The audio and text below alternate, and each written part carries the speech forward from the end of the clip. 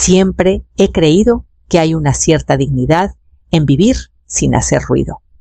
Mis días se desplegaban como una rutina suave, como las olas que rozan la playa rocosa detrás de mi casita en Bahía de Banderas. Me levantaba temprano antes de que las gaviotas empezaran sus pleitos y me metía a la cocina para preparar café en mi vieja cafetera azul con sus bordes gastados por 30 años de uso. El aire olía a sal y a bugambilias marchitas, aromas que había aprendido a querer porque me recordaban todo lo que había construido y todo lo que seguía manteniendo vivo desde que Javier se fue. Han pasado 22 años desde que Javier murió, pero de alguna manera todavía lo sentía cerca, en el crujido de esa tabla del piso que él siempre esquivaba en la chamarra vieja que no me atrevía a regalar. Es curioso cómo puedes tener una conversación entera con alguien que ya no está.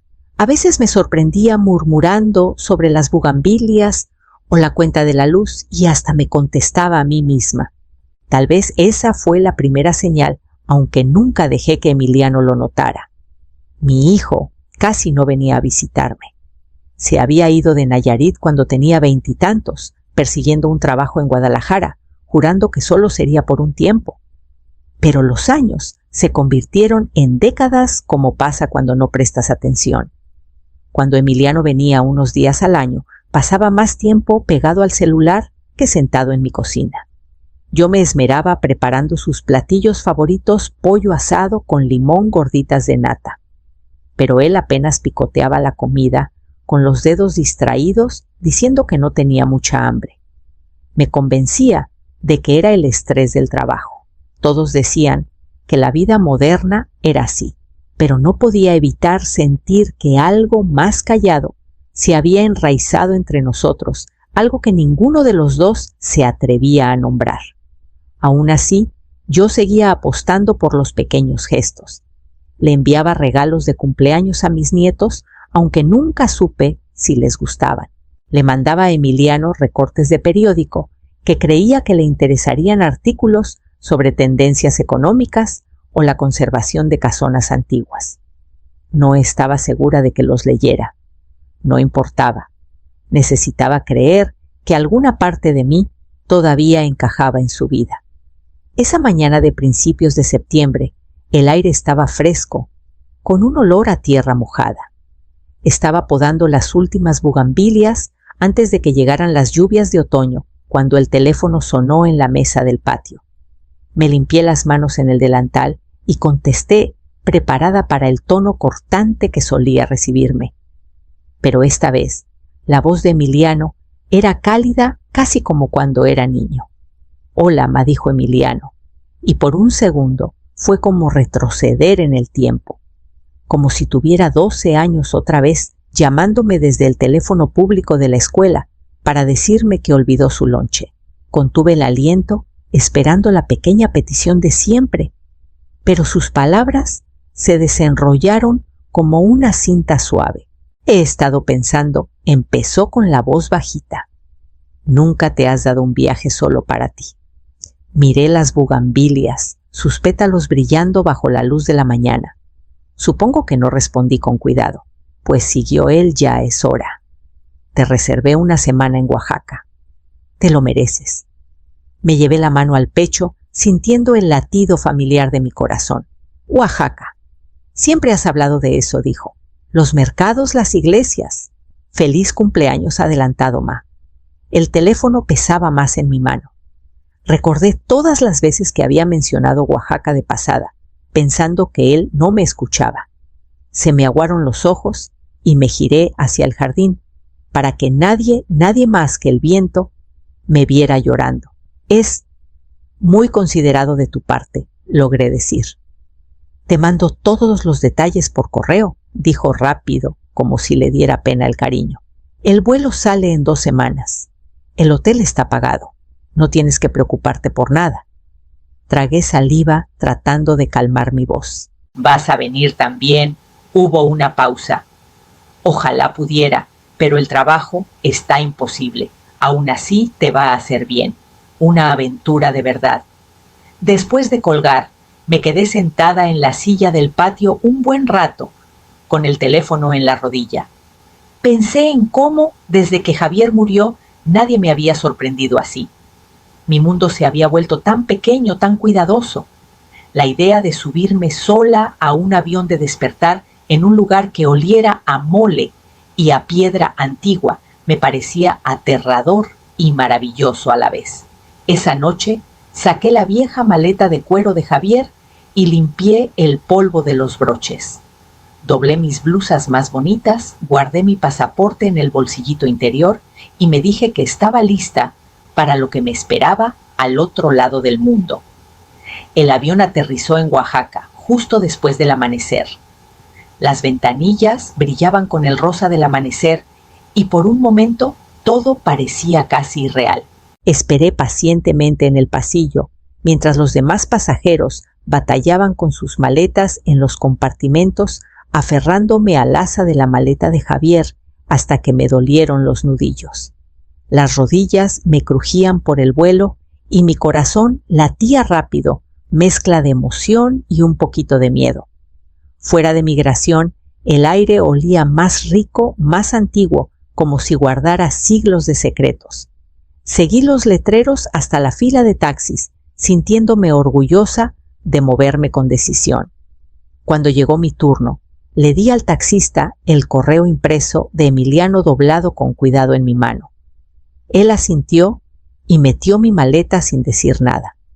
Mientras el coche serpenteaba por calles estrechas, vi retazos de tejados color terracota y mercados mañaneros. Por un momento toda mi ansiedad se suavizó.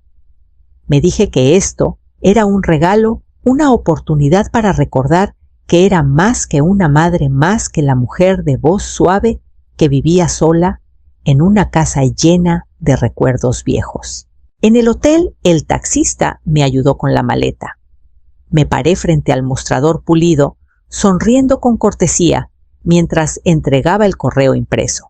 El recepcionista frunció el ceño, tecleando despacio con los ojos, saltando por la pantalla. Pidió mi nombre otra vez, luego el de Emiliano. Mi sonrisa se tambaleó cuando negó con la cabeza. Lo siento, dijo en un español cuidadoso. No hay reservación. Sentí que algo dentro de mí se quedaba muy quieto.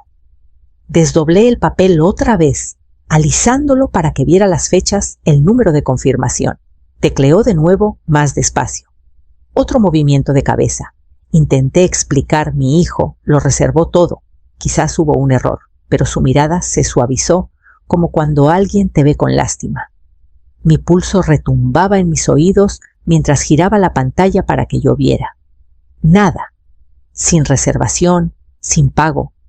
Solo una pantalla en blanco donde debería estar mi nombre. Saqué mi tarjeta de crédito, la que Emiliano dijo que había activado para viajes al extranjero. La máquina pitó rechazada. Lo intenté de nuevo. Rechazada. Mi celular vibró débilmente en mi bolsa con la pantalla rota del viaje. Lo saqué rezando por señal. Un último mensaje cruzó la pantalla antes de que se apagara. Ya es hora de que aprendas a arreglártelas sin mí.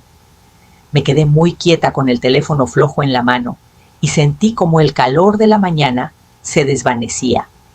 No recuerdo haberme sentado solo, que de pronto estaba en una banca angosta frente al hotel con la maleta de Javier a mis pies. La calle bullía a mi alrededor, turistas jalando maletas, parejas discutiendo mapas. Pero yo me sentía encerrada detrás de una pared invisible. Mi respiración era corta, como si mis costillas hubieran olvidado cómo abrirse. Repetí ese último mensaje en mi cabeza hasta que las palabras se volvieron borrosas. Ya es hora de que aprendas a arreglártelas sin mí. Pensé en todas las cosas pequeñas que Emiliano había dicho el último año. Cómo esquivó mis preguntas sobre el viaje. Cómo insistió en encargarse de los detalles. Cómo me convenció suavemente de que él simplificara mis finanzas. Creí que era cariño. Ahora veía lo que era control. Me obligué a calmar el temblor de mis manos y revisé mi cartera otra vez, cada bolsillito, cada ranura. Ni un peso de sobra, ni reservas impresas.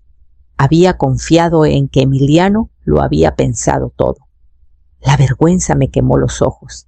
Le había dado todo porque estaba cansada, porque era más fácil dejarlo tomar las riendas, porque quería creer que aún le importaba lo suficiente como para hacer algo bueno sin segundas intenciones. Ahora veía el patrón que se extendía por años, el dinero que me pidió prestado y nunca regresó, los negocios en los que me convenció para invertir, siempre prometiendo que esta vez sería diferente. Cómo hablaba de mi memoria, siempre con esa condescendencia paciente que me hacía sentir como niña. Me dije que no era nada, que el amor significaba pasar por alto pequeñas humillaciones. Pero esto no era pequeño. Una brisa levantó la orilla de mi pase de abordar y lo atrapé antes de que volara. Mis dedos se cerraron sobre el papel y sentí algo que no había sentido en mucho tiempo. Una chispa de coraje. Él esperaba que lo llamara llorando, rogándole que arreglara lo que rompió. Quería probar que yo era incapaz sin él. Enderecé la espalda y miré la calle. Si me había dejado aquí para que me desvaneciera en silencio, estaba a punto de llevarse una sorpresa. Me quedé en esa banca mientras las horas pasaban de la mañana a la suave neblina de la tarde.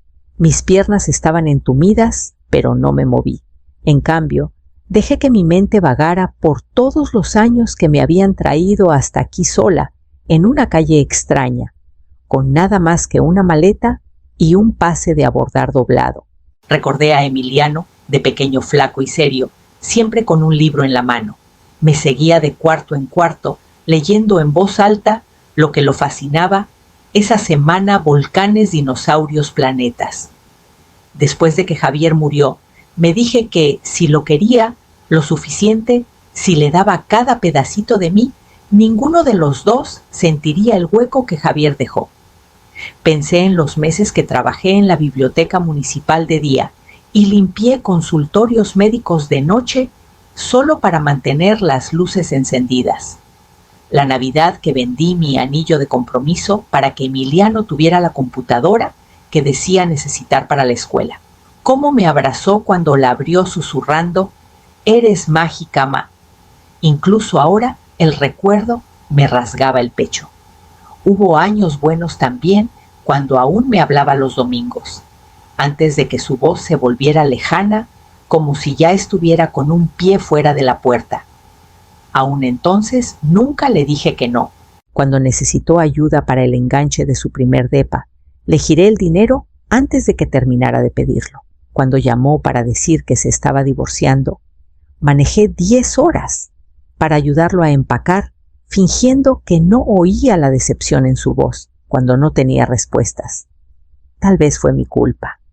Tal vez le enseñé que mi amor no tenía límites ni condiciones, que podía seguir tomando y yo seguiría dando, aunque me dejara vacía. Cerré los ojos y respiré hondo. No quería ser más esa mujer, la que confundía sacrificio con devoción.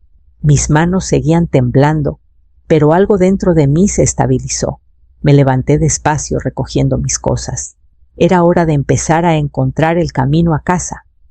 Caminé hasta que me ardieron las piernas, doblando por callejones estrechos, pasando tiendas cerradas y pequeños cafés que olían a ajo y pan recién horneado.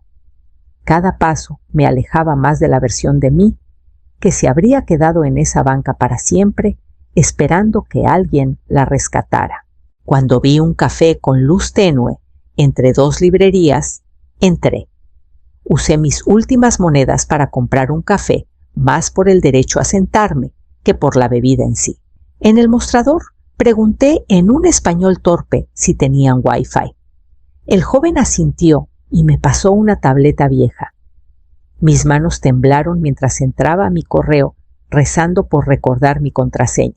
Primero escribí al licenciado Salazar, el abogado de Javier, quien nos ayudó a crear un pequeño fideicomiso que Emiliano nunca conoció. Mi mensaje fue breve, pero firme. Emiliano Hartley está intentando declararme incapaz. Me dejó en Oaxaca sin fondos. Necesito acción legal ahora. Cuando di enviar el aire, pareció cambiar a mi alrededor. Sentí un pequeño destello de control regresar a mi pecho, un recordatorio de que no era tan indefensa como él esperaba. Revisé los correos familiares, preguntándome qué historias estaría contando Emiliano. Y ahí estaban mensajes a mi sobrina, a viejos amigos, todos con el mismo tono de preocupación fingida. Estoy preocupado por mi ma. Se le olvidan las cosas. Ya no está segura sola. Tragué la vergüenza que subía y leí cada palabra 2 veces, dejando que la verdad quemara los últimos restos de negación. Esto nunca fue por ayudarme. Era por borrarme. Cerré la tableta y la devolví con un gesto amable. Mi cuerpo estaba agotado como nunca, pero mi mente estaba despierta, más aguda de lo que había estado en años. Salí a la calle, aferrando más fuerte la maleta de Javier, y caminé hacia la terminal de autobuses. En la terminal encontré una banca tranquila cerca del tablero de salidas y me senté con fuerza, con la maleta apoyada contra mi pierna. Mis manos seguían temblando mientras desdoblaba el papelito donde había apuntado el número del licenciado Salazar. Le pedí prestado el celular a una joven que me miró con ojos preocupados. Cuando él contestó, casi se me cae el teléfono. Alma. Su voz era cuidadosa, pero firme, como la de Javier cuando trataba de no alarmarme. Soy yo, logré decir. Estoy bien, pero necesito ayuda. Escuchó sin interrumpir mientras le conté todo el regalo repentino de Emiliano, las reservaciones desaparecidas, el último mensaje que aún resonaba en mis oídos. Cuando terminé, carraspeó. «Hiciste bien en llamarme», dijo. «Hoy mismo presento una orden para congelar cualquier transacción». ¿Entiendes? Tragué saliva agradecida de que alguien por fin me creyera. «Sí». «Hay más», continuó. «Hablé con tu banco. Emiliano ha intentado acceder a tus cuentas esta semana. Lo bloqueé, pero necesitas regresar lo antes posible para firmar los documentos finales». Se me cerró la garganta. Agradecí y devolví el celular a la joven, que me apretó la mano con suavidad antes de irse. Sentí su cariño mucho después de que se fue. Sabía que no podía esperar a que alguien más me rescatara. Abrí el bolsillito interior de la maleta de Javier y saqué una bolsa de cuero que no había tocado en años. Adentro estaba su reloj de bolsillo y el brazalete de oro que me regaló en nuestro 20º aniversario. Mis manos temblaron al cerrar los dedos sobre el brazalete, pero no dudé. En una joyería pequeña, cerca de la terminal, el hombre del mostrador me ofreció un precio justo en un español claro. Le agradecí, aunque algo dentro de mí se rompió. Me dije que era solo un objeto, que prefería perder un brazalete que perderlo todo. Con los pesos en mi bolsa, compré el siguiente boleto a Ciudad de México, donde sabía que podía tomar un vuelo a casa. Cuando el autobús arrancó, apoyé la palma en la ventana, sintiendo cómo la ciudad se deslizaba como un capítulo que al fin había decidido terminar.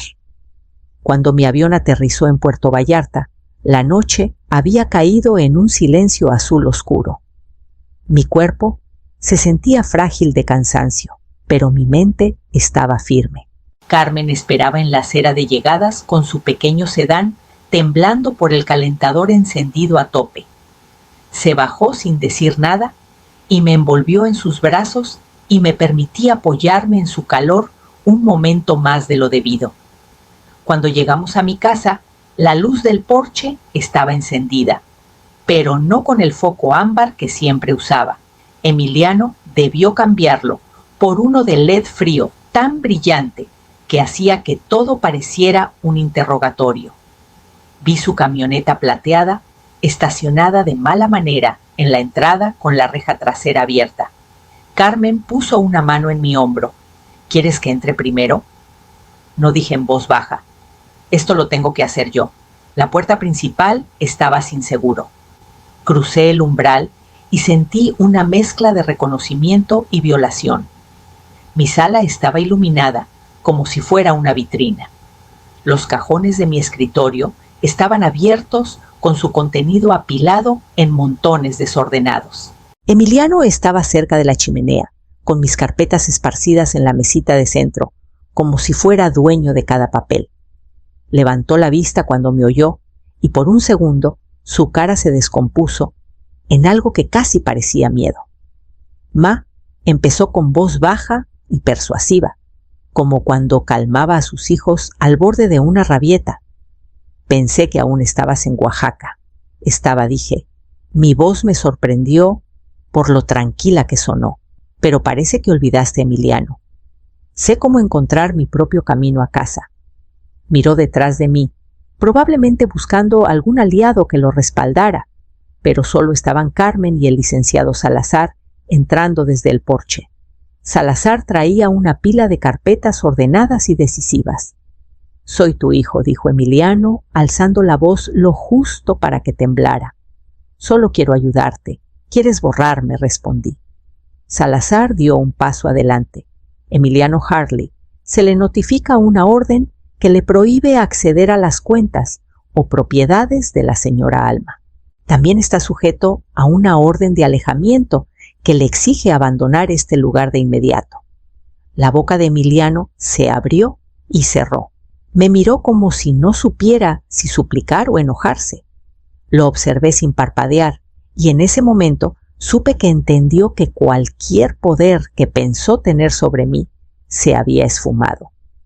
Me quedé junto a la puerta mientras Emiliano recogía los papeles que había desparramado en la mesita. No me miró mientras los metía en su portafolios. Sus manos temblaban, no sé si de enojo o de humillación. Salazar esperaba en silencio, sosteniendo el documento final para que lo firmara antes de irse. Cuando terminó Emiliano, se volvió hacia mí con la cara pálida, la boca torciéndose alrededor de palabras que no lograba formar. Por un instante pensé que diría que lo sentía, que alguna parte del niño que fue volvería a la vida, pero solo negó con la cabeza y pasó por mi lado sin decir nada. Escuché sus pasos desvanecerse por las escaleras del porche y perderse en la oscuridad fría. La puerta se cerró con un clic y el silencio que cayó sobre la casa se sintió casi sagrado. Carmen suspiró a mi lado como si hubiera estado conteniendo el aliento todo el tiempo. «Lo lograste», susurró. Asentí, aunque la verdad es que aún no lo asimilaba del todo. El alivio no llegaba, no exactamente. Lo que sentía era algo más afilado, una certeza limpia y firme de que nunca dejaría que esto volviera a pasar. Salazar puso una mano en mi brazo. «Yo me encargo del resto», dijo suavemente. «Ahora puedes descansar». Pero ya no estaba cansada. Caminé a la sala, recogiendo las carpetas que Emiliano había revuelto. Las apilé con cuidado y las guardé donde pertenecían. Mis manos estaban firmes, mi respiración tranquila. Cuando miré alrededor, la sala era mía otra vez y de nadie más. Más tarde esa noche, me senté a la mesa de la cocina con una taza de té enfriándose entre mis manos. La casa estaba en silencio, salvo por el zumbido leve del refrigerador, un sonido que no había notado en años. Pensé en lo fácil que había estado de perderlo todo, en lo cerca que estuve de dejar que alguien más decidiera la forma de mis últimos años. Pero no lo permití. Regresé a casa. Lo enfrenté. Reclamé cada parte de mi vida que él intentó empequeñecer. Recordé la sensación del pase de abordar en mi mano, cómo se arrugó cuando entendí lo que había hecho. Esa versión de mí, la que se quedó congelada en una banca en Oaxaca, ya no existía. En su lugar estaba alguien que no sabía que aún era. Tomé una postal en blanco de la mesa y escribí una sola línea con mi mejor letra: «Regresaste, no desapareciste». Dejé la postal a un lado y junté las manos, sintiendo una fuerza callada florecer en mi pecho.